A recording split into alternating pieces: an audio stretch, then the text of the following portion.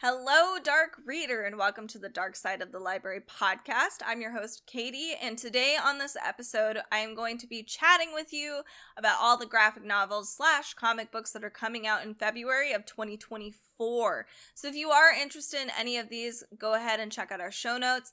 They do have affiliate links, by the way, so we do get a slight commission if you do end up purchasing that. But thank you if you do, because it does help out the podcast.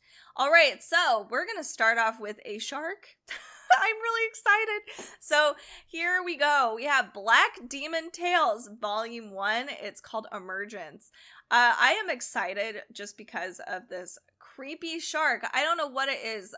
I think it was Jaws when I was a kid.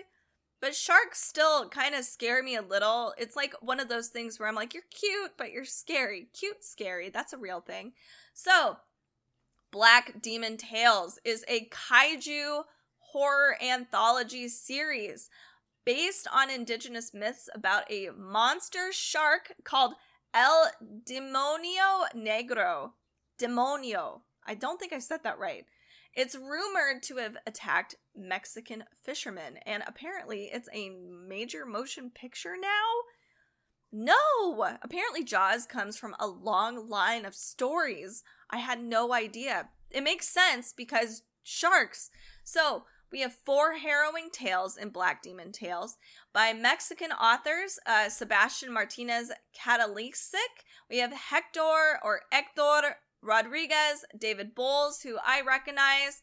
We also have Felipe Moreno, ton of illustrators as well, so this is awesome. They give us stories that stare directly into the jaws of the Black Demon, which is an ancient megalodon that prowls the Pacific, unleashing its wrath on any who violate these waters. Along the way, we discover the origins of the massive shark and its seemingly immortal harbinger and former Spanish priest. We also meet Bella Gonzalez, a naval researcher bent on destroying El Demonio Negro, even at great cost to herself. Next, we have devastation of monstrous proportions as the aquatic kaiju fulfills its role as divine champion of the seas, wiping greedy polluters from its waves, even in alternate versions of our world. So, this is cool. When I used to work as an electrician, we actually worked for a client that did have a megalodon jaw on display. It was really freaking cool. It was killer. So this is actually terrifying, and honestly, it might be based on some reality a little bit. Like, these attacks might have happened because they did follow us through mythology. So if you're interested, this is Black Demon Tales. This is by Sebastian Martinez, Hector Rodriguez, David Bowles, and a lot of other authors and illustrators. Next on our list, I couldn't help it. This is by DC Comics. We usually don't do a ton of that's not true. We do a lot of Image and Dark Horse comics, but DC is usually not one we run a lot because they have enough publicity. This one, though, I had to put in here. It's Creature Commandos present Frankenstein, Agent of S.H.A.D.E. This is the first book, and this comes out February 6th. This is by the Jeff Lemire, Alberto Ponticelli, Grant Morrison, a lot of people. So this is Frankenstein in a different light. So it says, spinning out DC's New 52, Frankenstein works with a government organization, the Superhuman Advanced Defense Executive, or S.H.A.D.E. With this team, the world's most famous monster protects humanity from supernatural threats. Cool. I love that for Frankenstein's monster. Although, wait, it does say Frankenstein.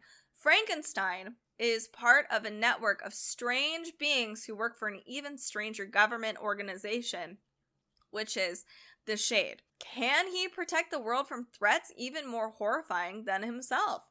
And since he's vilified for who and what he is, will he even want to take on this mission, or is he gonna kill everybody?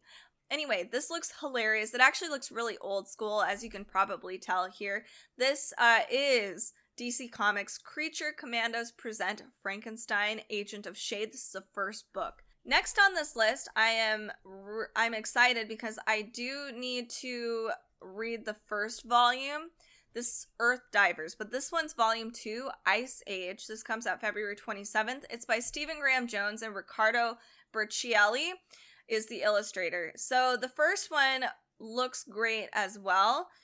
This one talks about Martin and Tawny. Their children disappeared, and the couple barreled into the desert to track them down at any cost. But instead, they ran afoul of another group of rovers who claimed to be saving the world by traveling through a cave portal to the year 1492 to prevent the creation of America. An idea that defied belief until the grieving parents were lured into the cave and vanished in time and space. So now alone, Tawny must adapt to the wild marshlands of prehistoric Florida. No! That is around circa 20,000 BC. That's horrible, by the way. That is not the place I would like to be. And the breathtaking and bloodthirsty megafauna are the least of her problems when she's caught in a war between a community of native Paleo-Indians and an occupying Solutrean force. Ugh. Tawny's odds of survival are in free fall, but she's a mother on a mission, and she's holding on to hope that the cave brought her here for a family reunion. I love this. The idea is really cool. I'm not sure how factually correct things are, but whatever, we'll figure it out. This is very, very fun. This is Earthdivers. If you like time travel, if you love like pre-Columbian past, especially American pre-Columbian past. So we have Earthdivers, Volume 2, Ice Age. This is by Stephen Graham Jones. And we also have Riccardo Burchielli. Next on my list is by Dark Horse Books, and I love this cover. Probably because it reminds me of Princess Mononoke, which is one of my favorite Miyazaki films. It is Lonesome Hunter's The Wolf Child. I'm sorry, because it feels very Miyazaki. This is by Tyler Cook. Comes out February 27th. It is a supernatural fantasy about loss, power, and destiny. Monster hunters Howard and Lupe are on their way to get rid of the powerful sword, but car trouble leaves them stranded in a small town that is now being terrorized by a magical wolf and a mysterious child in a wolf mask. All right. While waiting for car repairs, Lupe befriends the child, and she and Howard are drawn into a war between the townspeople and deadly beasts. I'll probably love this because it definitely has the same kind of feels. This is The Lonesome Hunters. This is by Dark Horse Books by Tyler Cook. This next one is very interesting. It is quite spendy, but if you are into getting entire complete editions, which honestly I kind of am, sometimes I'll even wait. I'd rather get the full thing so I don't have to wait for every issue. I hated that.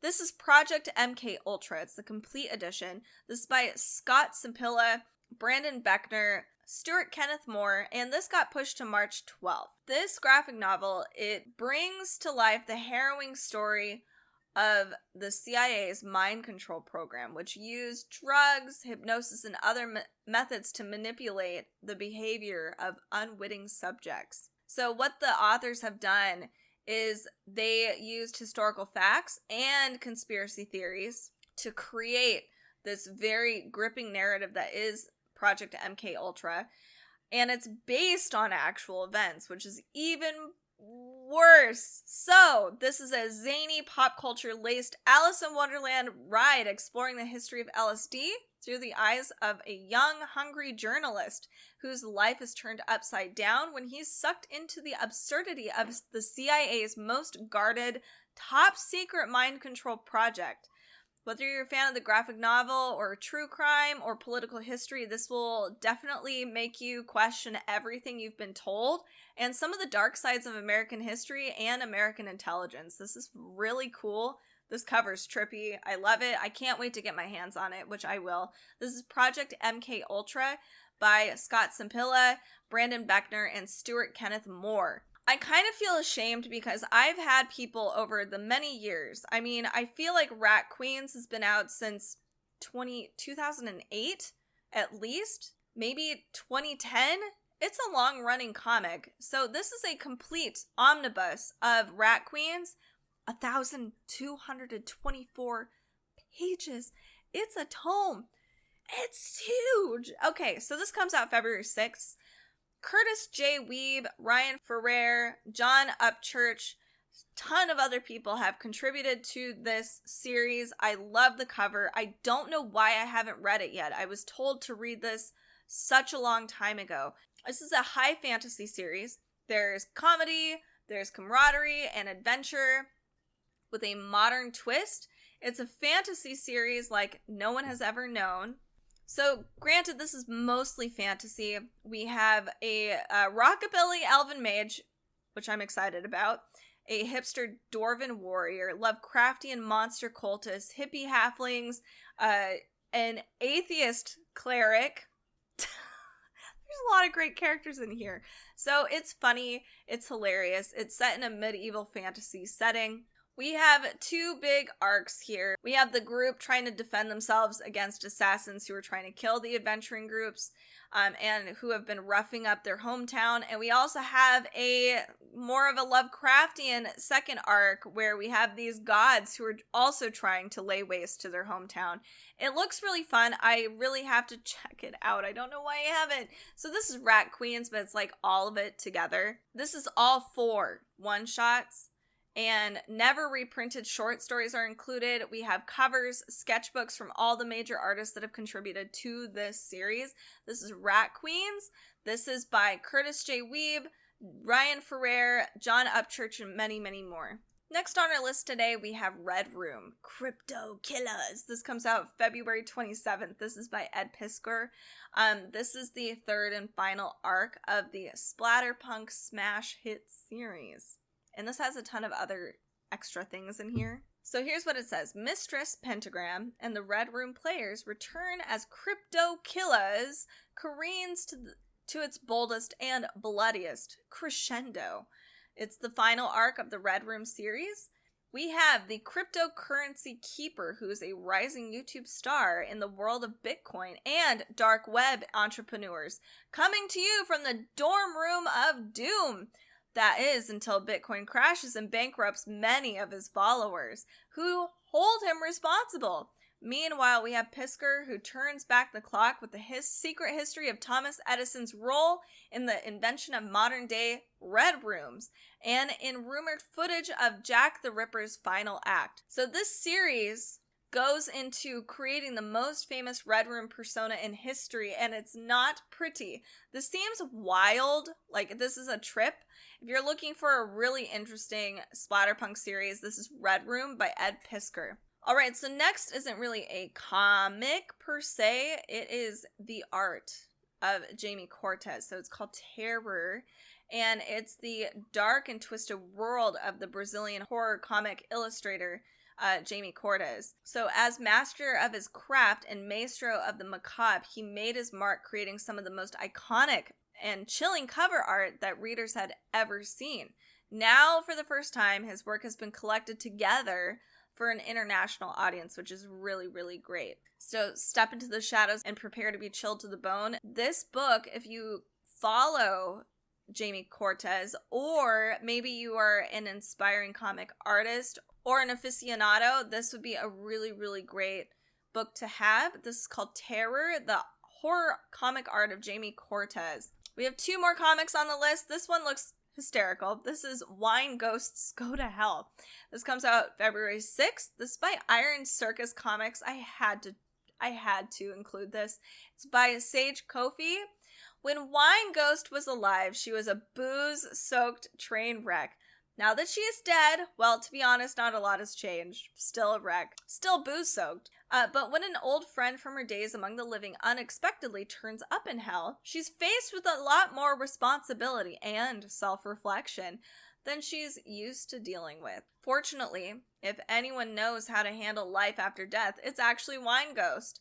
She learned the ins and outs of hell a long time ago, but it's her pal's first day is down in the depths, and boy howdy are they both in for a wild ride. This looks so ridiculous and hysterical. This is Wine Ghost Goes to Hell. This is by Sage Kofi. This is a fun, wild ride. Lastly, I am very excited to check this one out. I don't know if it's just the cover. It is the cover. This is called Witchland. This comes out February 15th. It's by Tim Mulligan. So this is a book adaptation of the critically acclaimed play Witchland. In addition to that, it's based on the author's experiences growing up in Richland, Washington, which is the most toxic place in the Western Hemisphere, near the Hanford nuclear plant, which in the 1940s and 50s released significant amounts of radioactive materials into the nearby environment, leading to higher rates of cancer in that area. So this is the story of a family who moves to this town and the unexplained horror that surrounds them. Is it ode to the nuclear plant or something more sinister? Interesting. I'm excited. It looks really good. So this is Witchland by Tim Mulligan. And that is my final list of comic books that are coming out that I find interesting in February of 2024. There's a ton of horror comics coming out, especially some mainstream ones that I did not include. So make sure to keep an eye out for those. If you are interested in any of these graphic novels / comic books, make sure to check out our show notes. And again, some of those are affiliate links, so we do get a small commission. If you are interested in more dark reads that are more than just comic books, follow us on all of our socials at Dark Side of the Library. If you're watching on YouTube, they are in the description down below. Thanks so much for watching / listening. We do publish every Wednesday and Friday, so make sure to click that subscribe button so you're notified anytime we do have a new episode uploaded. Thanks so much. Have a creeptastic rest of your week.